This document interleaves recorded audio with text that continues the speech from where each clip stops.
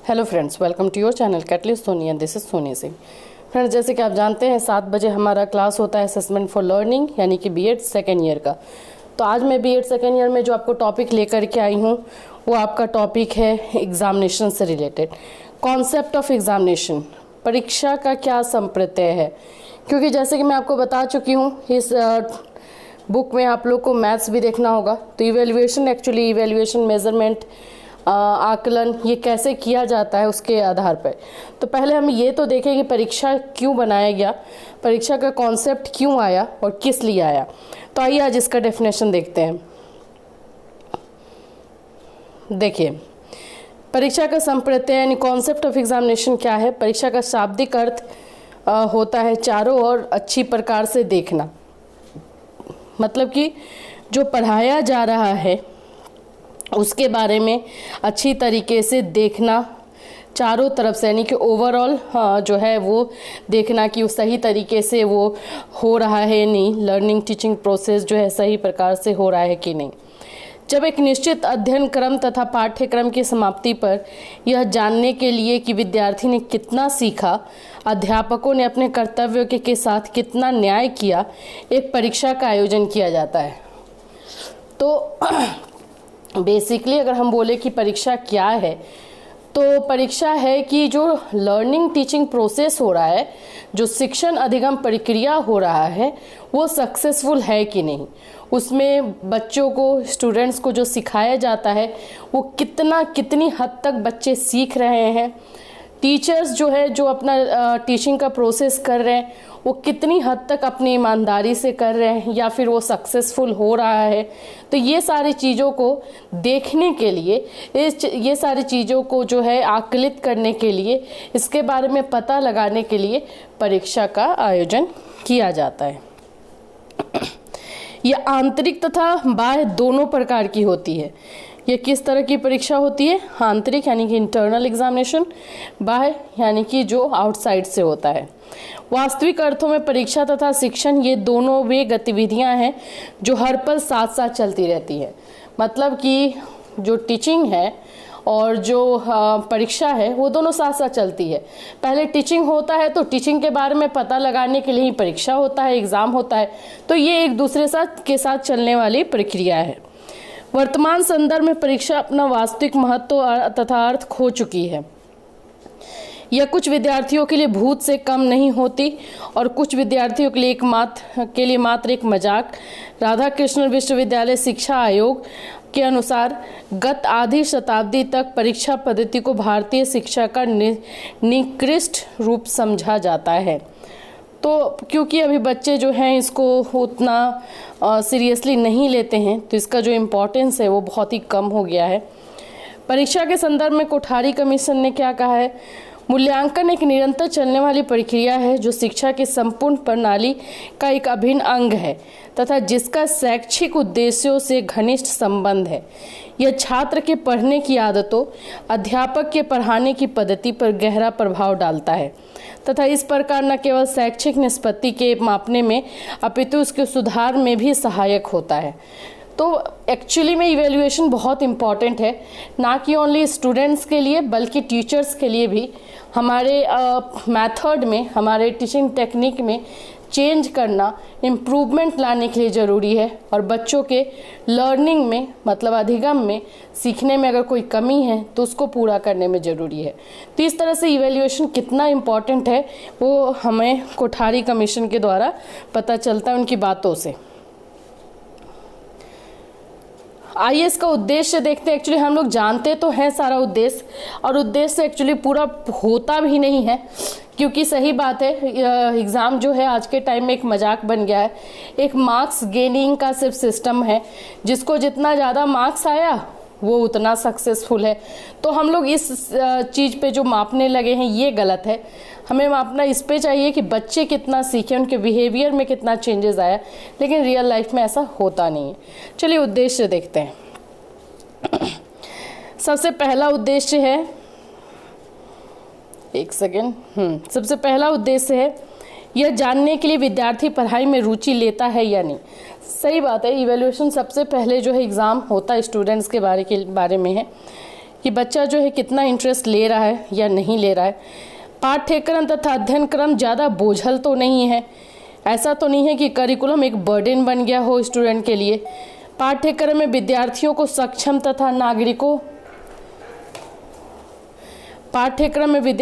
सक्षम तथा सफल नागरिक बनाने में समर्थ है या नहीं।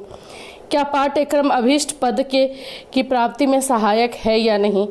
विद्यार्थियों के धैर्य, परिश्रम, बौद्धिक ज्ञान, प्रस्तुत करने की क्षमता, चारित्रिक गुणों की जांच करती है।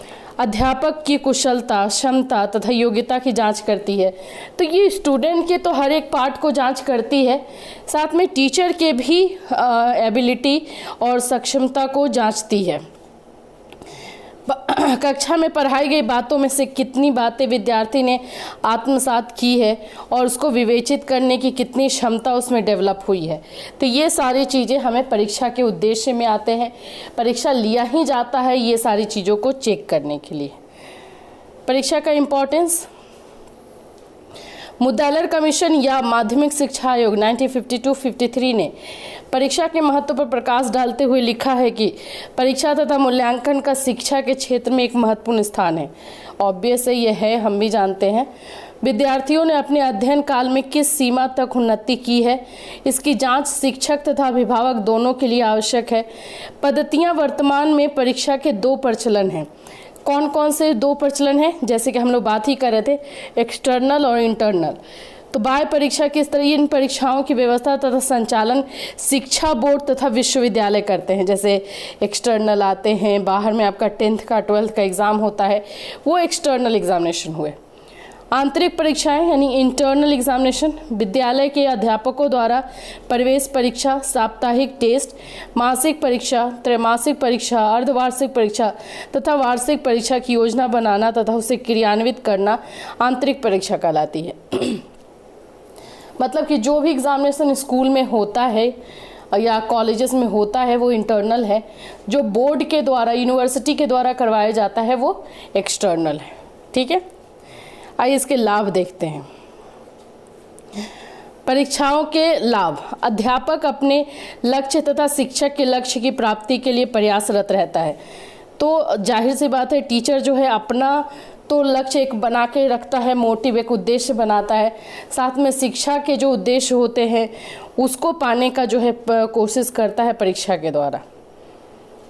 छात्र के वास्तविक मूल्यांकन के लिए, स्टूडेंट्स के जो है इवैल्यूएशन के लिए कि स्टूडेंट रियली में कितना सीख रहा है। परीक्षा के उद्देश्य का स्पष्टीकरण, एग्ज़ाम का जो एक्चुअली में उद्देश्य है, जो मोटिव है, उसको भी स्पष्टीकरण मिलता है। परीक्षा उत्तीर्ण करने पर सर्टिफिकेट जो अगली कक्षा में प्रवेश या नौकरी के लिए योग्यता प्रदान करता है। छात्रों की उन्नति तथा प्रगति का आकलन, छात्रवृत्तियां प्रदान करने में सहायक, जो बच्चे अच्छा परफॉर्म करते हैं उनको स्कॉलरशिप मिलता है, तो ये पता हमें कैसे चलता है, एग्ज़ाम लेने पर ही। मार्गदर्शन में सहयोग, मतलब कि जो बच्चे अच्छे करते हैं उनका तो अच्छा है कि ठीक है, उनको उसी रास्ते पे चलना है, लेकिन जो बच्चे अच्छा नहीं कर पाते कोई भी रीज़न की वजह से, तो उनको सही गाइडेंस दे करके सही रास्ते पर लाया जा सकता है। विद्यालय तथा अध्यापकों की निपुणता की जांच करना, ये तो हुई स्टूडेंट्स की बात। अब हम स्कूल और स्कूल टीचर जो पढ़ा रहे हैं उनके बारे में भी देखते हैं कि वो कितना डेडिकेटिव है, कितना ऑनेस्ट है अपने काम को लेकर के। पर्सनालिटी की जांच करना, व्यक्तित्व की जांच होता है। पाठ्यक्रम में सुधार या बदलाव, फिर एग्जामिनेशन होने से हमें ये भी पता चलता है कि करिकुलम जो है वो सही है या नहीं, क्या उसमें कोई सुधार की आवश्यकता है। तो ये सब चीज़ें हमें किससे पता चलता है, एग्ज़ाम की वजह से। एक समान मापदंड, इवैल्यूएशन का जो तरीका है, जो एग्जामिनेशन का पैटर्न है वो एक जैसा ही होना चाहिए, होता भी एग्ज़ाम में। विद्यालय में उपलब्ध शैक्षणिक सुविधाओं का आकलन, और जो विद्यालय में शैक्षणिक सुविधाएं दी गई हैं उसका भी असेसमेंट होता है। अब देखिए परीक्षा के गुण, छात्रों के बौद्धिक वर्गीकरण में सहायक। देखिए जब हम एग्ज़ाम लेते हैं तो हमें ये पता तो चल ही जाता है कि कौन बच्चा बहुत अच्छा है, कौन बच्चा जो है, अगर हम उसमें गिफ्टेड स्टूडेंट मिल जाते हैं, प्रतिभाशील स्टूडेंट मिल जाते हैं, वो पता चल जाता है। कौन एवरेज है, कौन वीक है, किस पर काम करने की ज़रूरत है, ये सारी चीज़ें हमें किससे पता चलती, एग्ज़ाम से ही। प्रमाण पत्र का आधार, बेसिस ऑफ सर्टिफिकेशन, उसी के आधार पे बच्चों को सर्टिफिकेट भी दिया जाता है उनको मोटिवेट करने के लिए। मापदंडों की स्थिति, एस्टेब्लिशमेंट ऑफ स्टैंडर्ड्स, जिस भी माप आधार पर इवेल्युएशन किया जाता है उसका स्टैंडर्ड अच्छा होता है। तुलना का आधार, बेसिस ऑफ कंपैरिजन, उसकी वजह से जो है तुलना कर पाते हैं। सस्ती विधि, ज़्यादा खर्चीली नहीं है। उपयोग में आसानी, प्रेरणादायक मूल्य, मेधावी छात्रों की पहचान, जो गिफ्टेड स्टूडेंट है, जो बहुत अच्छा परफॉर्म कर रहे हैं, उनके बारे में पता चलता है। अध्यापकों की कार्यप्रणाली की जांच, टीचर्स के भी जो है टीचिंग मेथड, वर्किंग मेथड के बारे में पता चल जाता है। समय सारिणी, विद्यालय की उपयोगिता, मतलब कि जो टाइम टेबल बना हुआ है वो ठीक से चल रहा है या नहीं, या उसमें सुधार की ज़रूरत है। विद्यालय के शैक्षिक माहौल की जानकारी, information regarding educational atmosphere of school, तो स्कूल के एटमॉस्फेयर के बारे में भी पता चलता है। तो फ्रेंड्स, आज हमने क्या किया? आज हमने किया है हमारा गुण, ठीक है, परीक्षा के मेरिट्स ऑफ एग्जामिनेशन, और यहाँ पे लाभ, ठीक है, 2 पॉइंट। यहाँ पे है आप लोग का इम्पोर्टेंस ऑफ एग्जामिनेशन, यहाँ पे कितने टाइप्स के जो है एग्जामिनेशन होते हैं, तो एक्सटर्नल इंटरनल दोनों का मीनिंग समझना ज़रूरी है। उद्देश्य और ये एग्जामिनेशन, मतलब आज के क्लास से कितना नोट्स बनेगा, एग्जामिनेशन का डेफिनेशन बनेगा आपका, उद्देश्य बनेगा 2, इम्पोर्टेंस या टाइप्स ऑफ एग्जामिनेशन, लाभ, फिर यहाँ पे गुण। तो ये सारे नोट्स आप लोग आज के बेसिस पे बनाइएगा। अच्छा, यहाँ पे जितने पॉइंट्स दिए हुए हैं उसको 2-2 लाइन में आप जो है डील करते जाइएगा, ऐसे ही मत पॉइंट्स को रख दीजिएगा। मतलब समझते हैं तो उस मतलब को डील भी कर दीजिएगा, तो उससे आप लोग का जो है सही नोट्स बन जाएगा, उसमें ज़्यादा प्रॉब्लम नहीं होगा। और अगर आप डील नहीं करेंगे तो दिक्कत हो सकता है। तब क्या होगा कि आप लोगों को आगे जब भी आप अपना नोट्स देखेंगे तो आपको प्रॉब्लम होगी। अच्छा, एक और चीज़ मैं बता दूं, इंग्लिश का जो है इसमें आप लोग को मटेरियल नहीं दिया हुआ है, लेकिन हम लोग बहुत जल्द आप लोग को इंग्लिश का मटेरियल देना स्टार्ट करेंगे, क्योंकि जो इंग्लिश का मटेरियल मैं दे रही हूँ आपको भी लग रहा है कि वो सही नहीं है, मुझे भी लग रहा है सही नहीं है। तो मैं इंग्लिश का मटेरियल जो है हो सकता है 2 से 3 क्लास के बाद एक ही बार में आप लोग को सब जो है प्रोवाइड कर दूँ, तो उसका आप टेंशन ना लें, लेकिन समझते जाइए, कॉन्सेप्ट क्लियर कीजिए। इंग्लिश के स्टूडेंट जो हैं वो अभी नोट्स मत बनाइएगा, जब साथ में आपको मिलेगा तब आप नोट्स बनाइएगा। ठीक है फ्रेंड्स, फिर कल मिलूँगी 7 बजे। Till then, have a nice day and take care.